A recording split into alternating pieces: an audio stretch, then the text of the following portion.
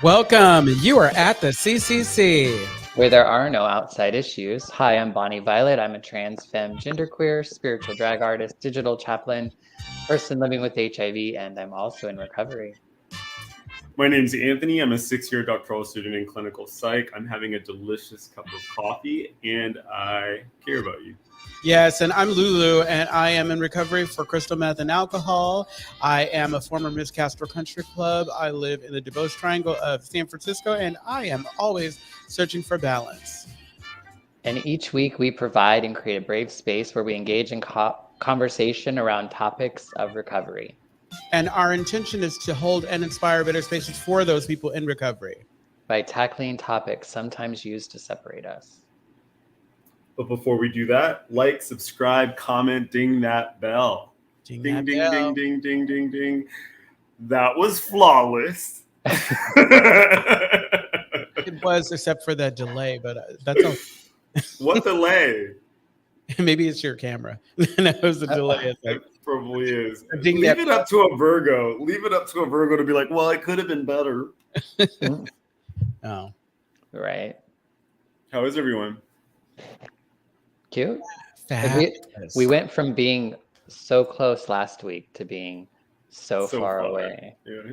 Technology. We didn't even have to be in the same. I know, and yet we almost look closer. Maybe. Yeah, I really like this. I don't know what it is. I feel like like we're on a sitcom or like a music video. We're on CNN, and you know how the commentators get on CNN, and they're just like, is that what it is? There's something about it that feels really familiar. Yeah, we got to start cutting on each other. We're not that kind of show. Exactly. I'm trying to. Okay. So is that it? That's no. Done? Well, I was gonna say. So obviously, last weekend was Folsom. Did any of you guys do anything with Folsom? No. I got dressed, and then I never left the house. That makes sense. That's cool. I love that so much. I was in this like hot pink, like vinyl skirt, and like I was having gender euphoria like you could not believe. I was this cute little top. You could see my nipples through. I was just like living. But do you have pictures? No, that sounds amazing. It was for me. Oh, it's my dad. I love that. Okay. I love that. Yeah. So Friday night, a group of us went to see Grace Jones. It was so cool. Oh, how was it? It was great. Oh, she's amazing. It's like I'm all because there was a part of me I was thinking it's like, oh, I got to go see her before she can't perform anymore. She's gonna be performing forever. Like she's in better shape than I am, and she's 74. Like, you know how she does that slave to the rhythm with the hula hoop. Yes, I had a video of it, and it's like I was like, what? This is nuts. It's bananas. The whole song. The whole song. Because I put it on. I put it on at a hula hoop falls. I don't have any kind of core control. That's funny. That's nice. I avoided Folsom, although I don't want to avoid it next year. I feel like I'm just like too shy, and I like have way too much social anxiety. And on top of that, you throw like half naked bodies into it, makes it just or full naked bodies. And usually the full naked ones are the ones you don't want to see. Folsom and like Pride. Don't body shame. Well, I'm sorry, but I can't help it. It's like but more power to you for having that kind of like. I want that amount of confidence. I think that what I enjoy about like things like Folsom, Doria, or whatever, even Pride, is that the energy in a city changes. And so I get to catch all the stuff on the fringe. Hey, I don't have to go there and be a part of it. Like the only time I really enjoyed Folsom is when I'm volunteering, when I'm at the gate, seeing people when they come in or whatever, harassing them or whatever. Can't do that now because of that thing called consent. But usually they're pretty cool with that. Like one year I had really red lipstick, and and I kissed body parts of everybody who came through. Of course, I got permission, so it was pretty cool. I kept reapplying the lipstick. My lips were so red and stained by the end of the day. I'm all, hey. That's fun. That's lots of fun. Yeah, so I avoided it. You stayed home and you got pretty for yourself. I did. Well, yeah, I went out the night before to coronation. How was it? It was great. It was my first coronation. It Is was that like, ducal court? yeah, it was like 5.5 hours long. They actually gave me an award that night. I didn't know it was coming, but I got an They give you an award for staying. international spiritual leader award I love that. from the Nice. Queen Mother of the Americas. Okay. I know. That's really cool. Congratulations. It was cool. It was cute. Are you But yeah. excited for the spiritual drag con? Is that what it is? I am. Yeah, the Dragon Spirituality Summit. It's next week. So yeah, I'm feeling a little tired. I got up at 2:30 this morning. I'm in Chicago now, so I've been going off like 2 hours sleep. So I'm like, She's busy. I know. Absolutely. I feel like I have a beard. I don't like this lighting. I went from gender euphoria to gender dysphoria. No. Well, from where I'm sitting, I don't see anything like that. It's like, Yeah, I don't see either. Shall we transition? oh, there we go. Yes. So we're trying to wrap up our conversation from last week where we were talking about higher power. And Lewis had brought up in one of our text message threads that, and correct me if I'm wrong, that our conversation kind of felt a little off topic because we had this emphasis on like God as people understand God through Christianity, as opposed to maybe something that's more aligned with like the third steps and actually having your own sense of a higher power. Did I capture that right? Yeah, that's correct. Yeah, it was a good conversation, but yeah, I felt like it. Looking back on it and listening, I felt like, oh yeah, maybe we, and Angel was great. Angel came in and said, "So, how do you do this and that?" and called us to carpet. But like I was saying, I really feel like that conversation was really important. I think it's a conversation that everybody has. Even though it's you don't think of yourself having it, in order to get to a better place or a better relationship with a higher power or whatever you choose to call God. If you got old stuff, old issues, trauma or whatever that haven't resolved, you have to do some work around it so that you can get to a better place. Because there's no way I'm bringing higher power into everything if I don't trust higher power. Two things. First thing, do we know if Brandon can pull up Angel's comment from last week? That's my first one. He's shaking his head no. He's like, 20 questions. What do I look like, huh? Yeah. Okay. And I forgot what my second thing was. I knew that was going to happen. Oh, I know what it was. I know what it was. I know what it was. So, Lewis, how would that conversation have been more ideal, and how can we make it more ideal now? Like, how can we bring that to this conversation? Okay, so what I said in there is like, I don't have any judgment for it. I think that we probably could have framed, or broken the conversation up. Like, we can't, for us, because we've done the work, we can start talking about how we bring our higher power into. But I think that, especially for individuals who are not there, who still have issues or whatever, maybe understanding that one of the reasons why we're having this conversation is because, it has to start somewhere. I mean, we have to start somewhere, and we have to address how do we invite. Yeah. Oh yeah, he found it. How do we invite God? Why should we invite God? When do we start to invite God? Does my God even want to be there? It's so much. So I think maybe one way of, let's kind of let that marinate. I think one way of maybe starting this conversation is to answer the question, how did we come to believe? Yeah. And I think all of our stories are very different. What do you think, Bonnie Violet? Is that a good place to start? Yeah, I mean, and I feel like that's a lot of why we had to start the way we did, because I think there is so much God issues and trauma and stuff that you have to really be able to work through. And I think also, I know for me, I love kind of talking about God and higher power and shit like that, but in like mixed company, it's hard to like say something without like the word you saying meaning something else to them. And so It's I like think texting, sometimes text messages.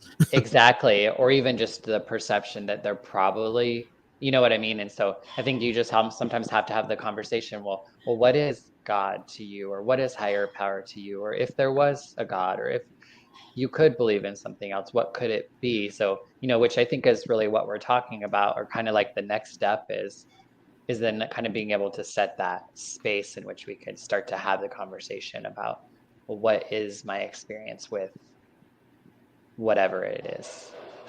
Right. Um, in Lacan, like Lacan was this French psychoanalyst, and he was made famous because he like theorized that there were these three parts. There was the real, the imaginary, and oh man, I forgot it. But the idea of the imaginary, this will make sense in a second.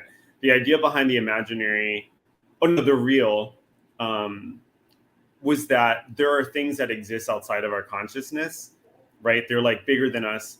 And then the second we kind of grasp onto them with words, it's just a fraction of the thing, and I feel like that's one of the things that I struggle with when I'm trying to talk about it, because it feels so like cheap, because I'm trying to talk about this extraordinary thing, and the only words I have for it aren't big enough, or like they're not, they don't do it justice. And when you're you know what, also to what you were saying, Anthony, when I find that I'm talking about it with other people, it's hard not to, especially if I'm going to be passionate about it because it's my relationship. It's hard not to kind of, feel like what I'm saying is the end all be all. You know what I'm saying? Like that what you believe can't be, because what I believe is more. And that's probably why I don't spend so much time with people talking about it, because I want to be open. I want you to have your experience without my. It's kind of like when the guy chimed in and said that there was no God. I think we handled it beautifully, because too much talking about it probably would have veered into that direction, like, you're wrong, you're stupid, whatever, which is not true. I mean, you can believe what you want to or not believe, however you choose. But yeah, I agree with you. It's like it's the more words I use around it, it kind of cheapens it. That Yeah.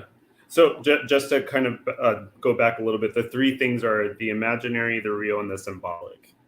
And the real is supposed to be this thing that it's like you can't grasp onto it. So the thing, go ahead. One of the things that stuck out to me when you said, like, we should talk about or start with, how did we come to believe? And to me, I feel like that's like still happening. Like, I feel like I was able to come to believe enough to keep going, but I feel like I'm constantly, or at least maybe again, I'm at a place of coming to believe, So I feel like it's I don't know, it's like an ongoing thing. I think sometimes we talk about it like it's something that happened, which I think in recovery, especially in early recovery, you do this thing thinking you do it and then you're going to have it. And like the reality is like, actually, no, you're going to keep doing it, Bonnie, can I ask you, is it maybe like, okay, so I'm listening to the idea of coming to believe, but there's already the belief there. I mean, I feel like it's coming to trust, coming to a place of a relationship. Because I always say, like, okay, so coming into it, I believed in a higher power, and it shifted and changed a little for me as I cleared away some of the damage and some of the whatever. And then I had this idea that I created for myself as a higher power.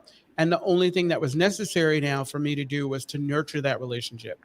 And it's been over the 13 plus years that I've been sober that I've been able to nurture it. So that way I now, because there was a time where I wouldn't pray first, or I wouldn't rely on this higher power for that extra, or I wouldn't trust that it was there. But now, as a result of doing all this work and having this relationship now, kind of like with any good friend, it now is something. And so I've always believed, I just didn't believe that we had a, I didn't believe in our connection quite yet. Right.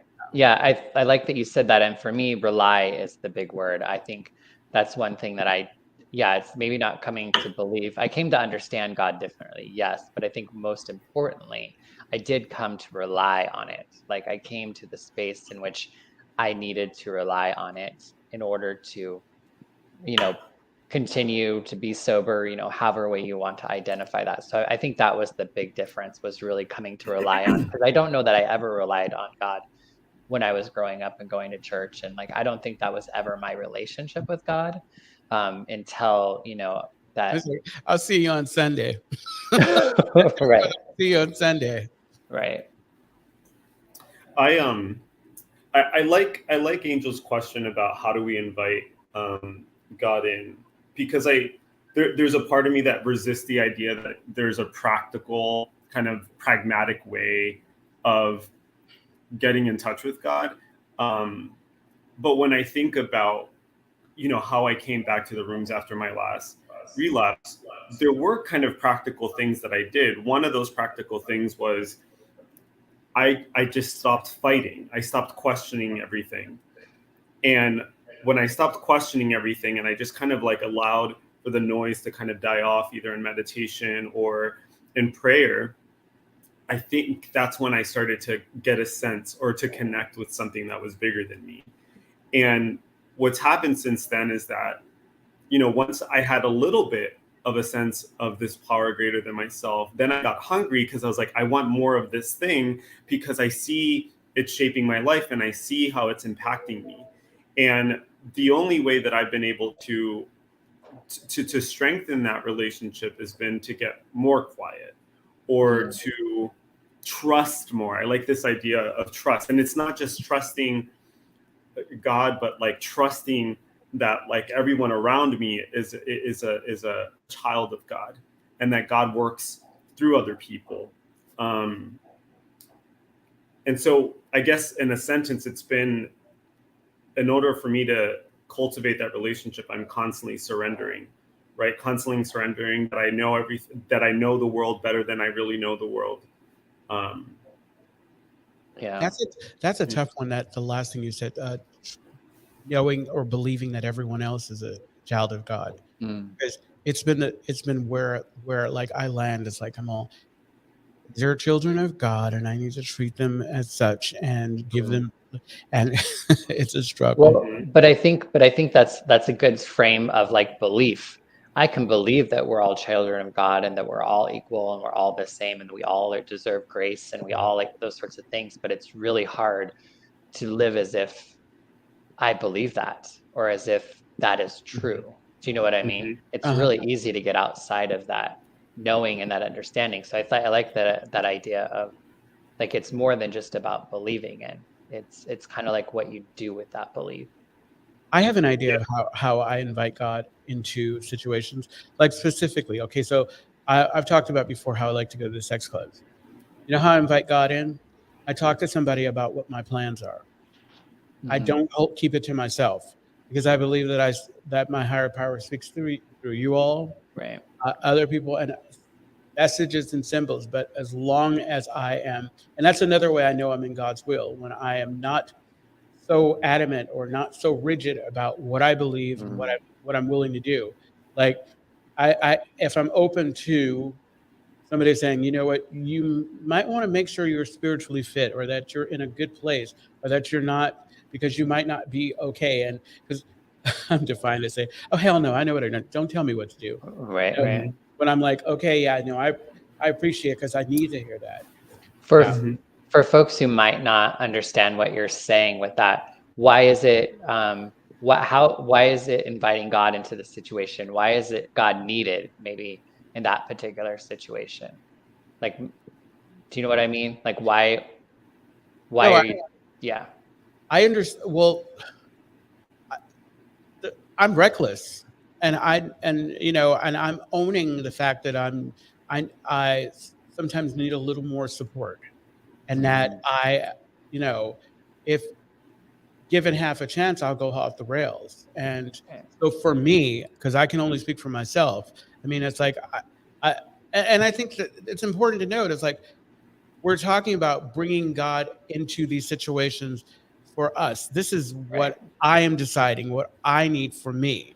And what I need from me is I need to make sure that I am practicing awareness, that I am mindful of the fact that if I'm not careful, things can go really bad, Right. and so, yeah. I really identified with what you said, and so that's why I was kind of trying to pull it out a little bit. I identified in the sense, in my experience, I know there were times in my life when I would not be talking to people about that sort of thing. And so to me, inviting God is kind of bringing light into what is dark, or what is kind of kept in the dark, or what is a secret. We're only as sick as our secrets. I really truly believe that. And so some of it is just about being able to let it out so that I know, and for me too, that's a way for me to know that I'm okay. You know what I mean? Because I think sometimes when I find myself going to the bathhouse all the time without like feeling like I have to not talk about that there might be something there for me to evaluate or look at. Do I have some sort of shame, or like what is it that makes that more of a secretive thing than something that I feel like I can either bring God into or other people into? Not necessarily everybody needs to, but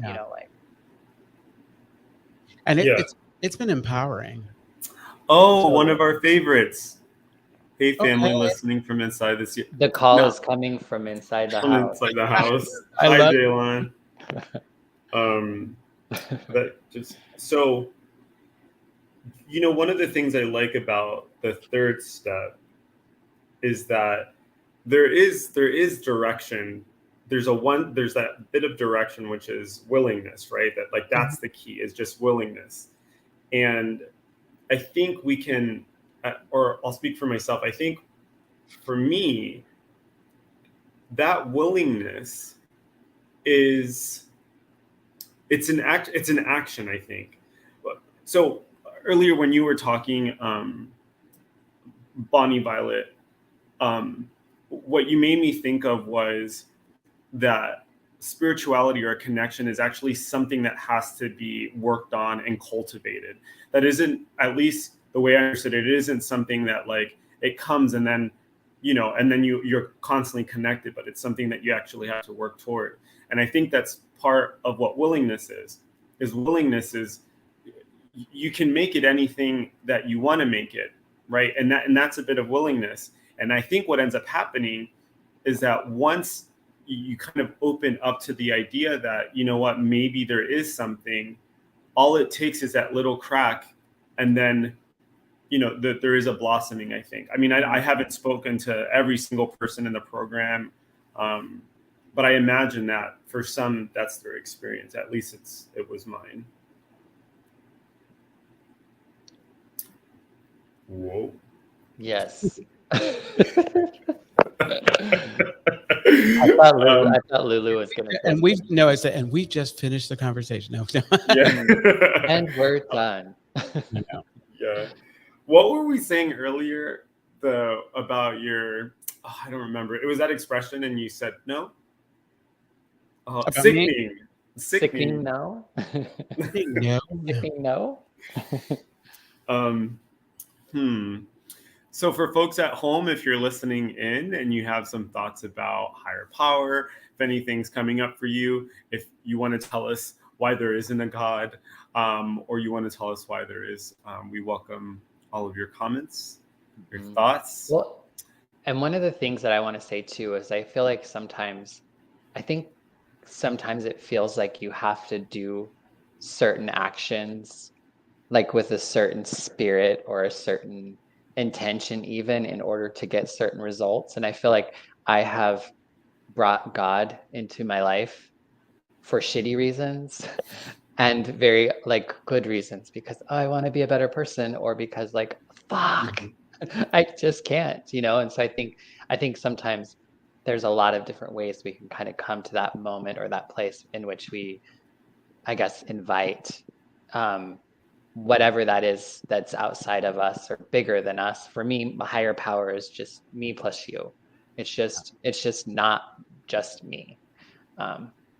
What you're gonna say? That's so beautiful. No, I just think that's so beautiful. No, it is. It's wonderful. wonderful. Power is you plus me. That's really beautiful. So back to what I was talking about, like with regard to how I bring God into the thing that I didn't mention over time.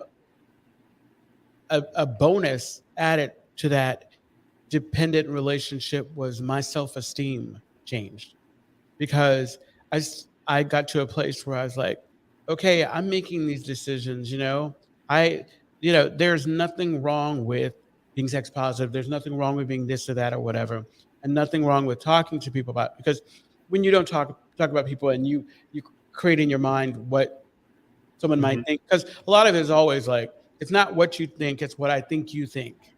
And then Yeah. when you have the conversation and you find out that some people are just like, you know what? Because when when I'm around folks that are unapologetically who they are, or trying to be their authentic self, it is contagious. It's hot. You want to be like that. I've always found I want some of that. And so I've been able to, without knowing, but I've had folks come back and talk to me about it, and I give them a little inspiration, and we give each other inspiration when we begin that process. Mm-hmm. I think going back to what Bonnie Violet was saying, I think it's a dangerous, maybe dangerous isn't the right word, but waiting to feel something, I think is like, that feels dangerous to me, right? Because like, if I waited for inspiration, or if I waited to feel connected, I might be waiting for a very long time. But I think it's an active thing. And I've said this before, I have to pursue happiness the same way I might pursue thoughts that hurt me, right? Like, that's part of the work, in my opinion. Have you been talking to my therapist?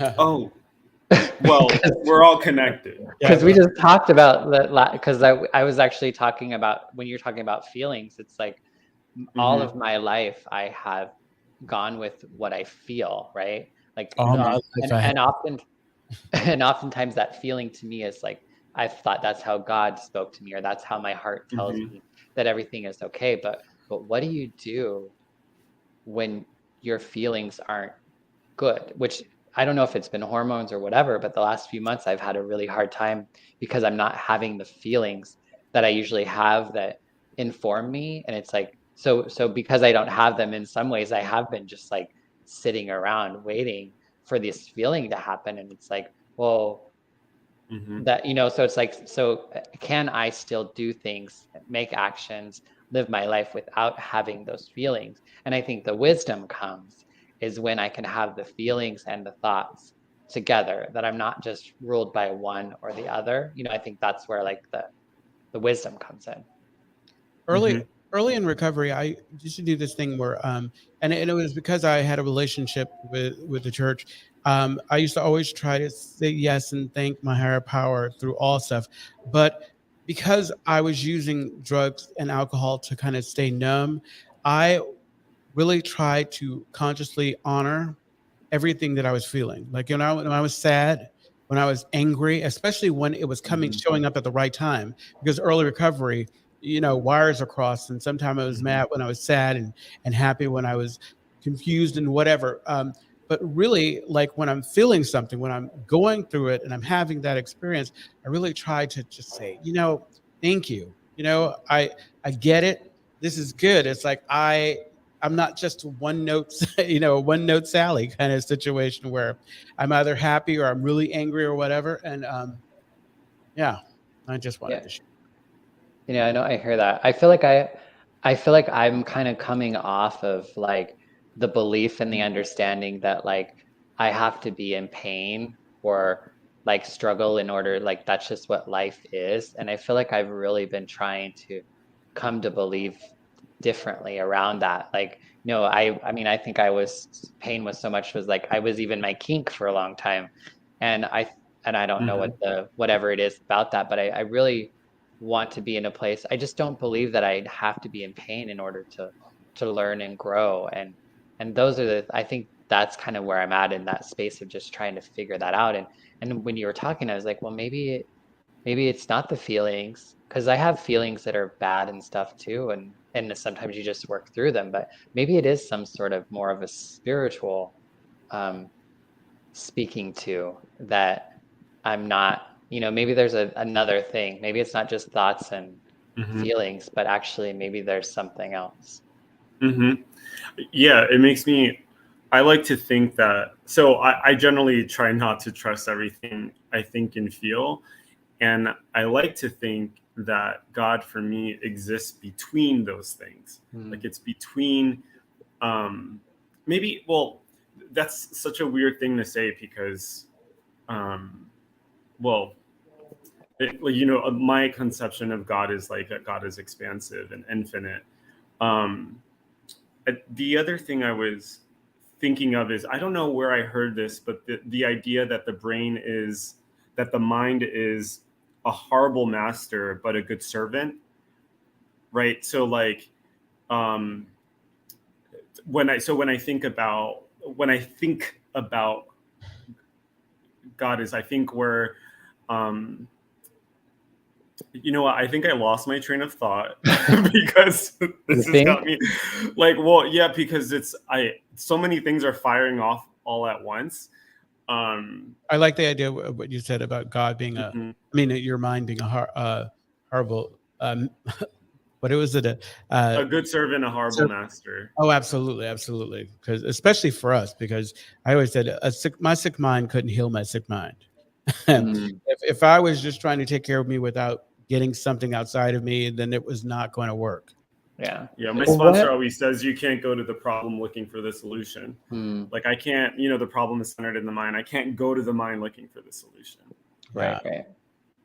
That's what you find God in your heart. Well, I think I remember what I was going to say too, that like that feelings for me, they're so ephemeral, that like, because feelings change so quickly, I guess I can't use that to prove anything to myself.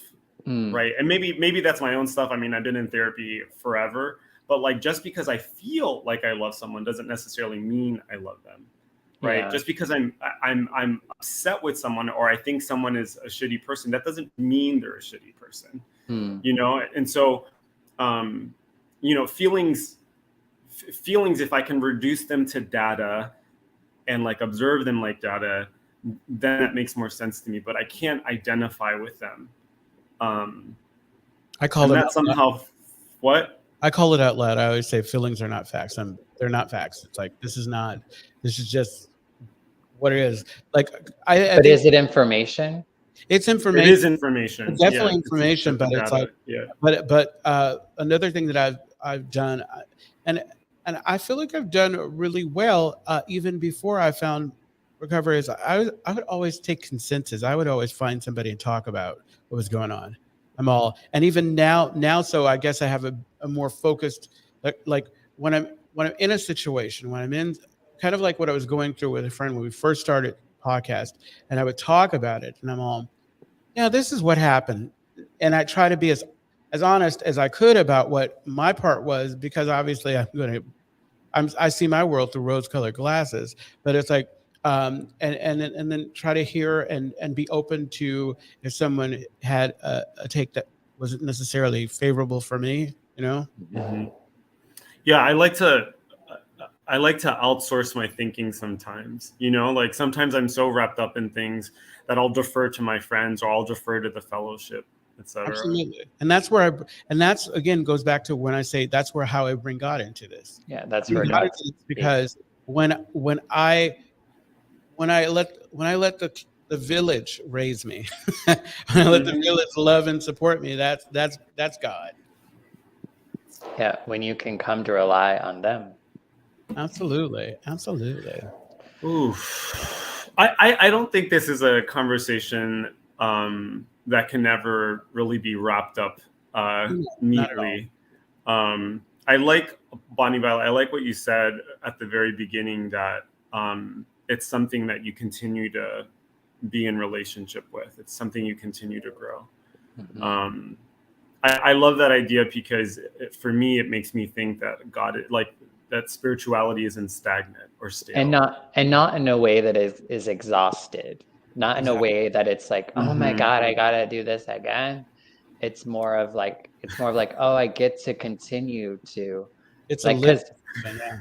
Yeah, because otherwise you kind of get, at least for me, you know, I stop believing what I used to believe because I've experienced it to be not true.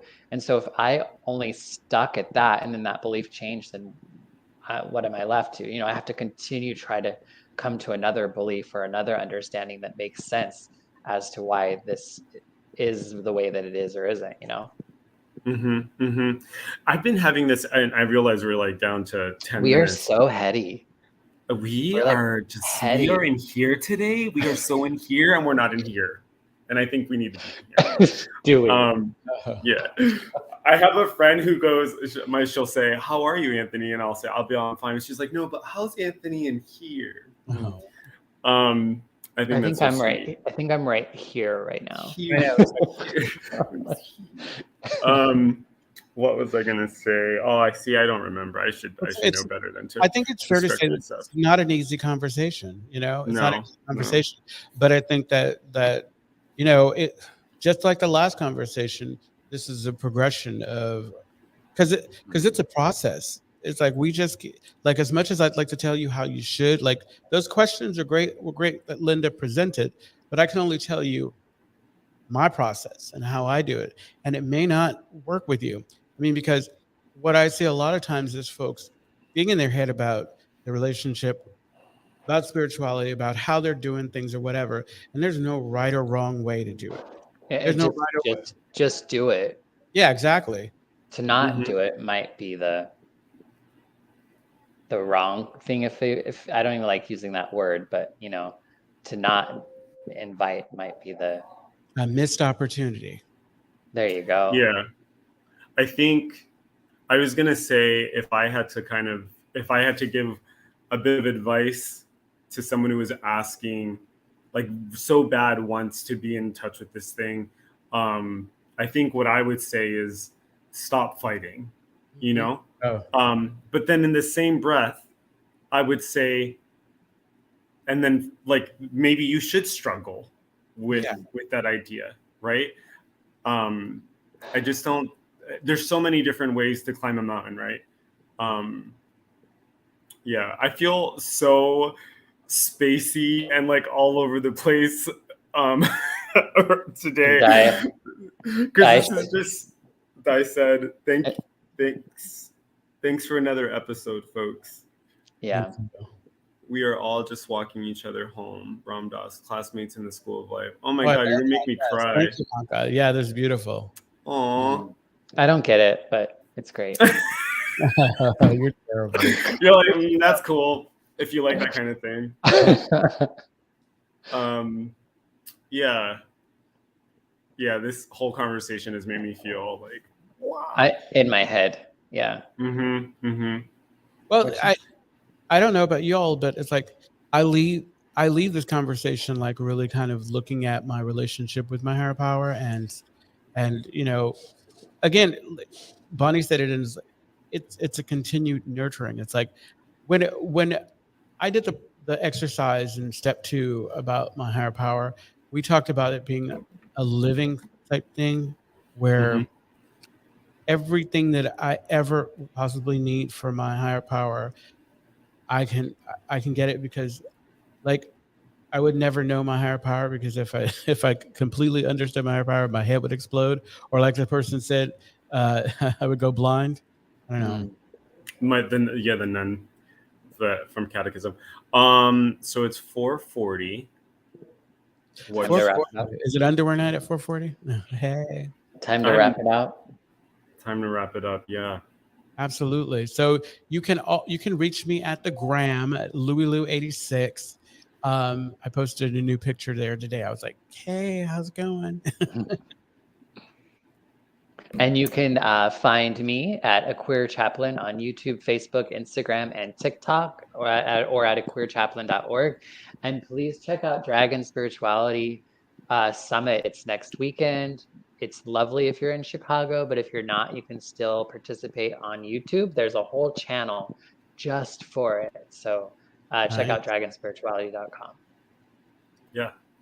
Well, first, congratulations to Bonnie Violet for launching the DragCon. I think this is great. Wow. You can find me on @LucasCCC You on can't call it Instagram. DragCon. Sorry, what's it called? Sorry, spiritual. What do you call it?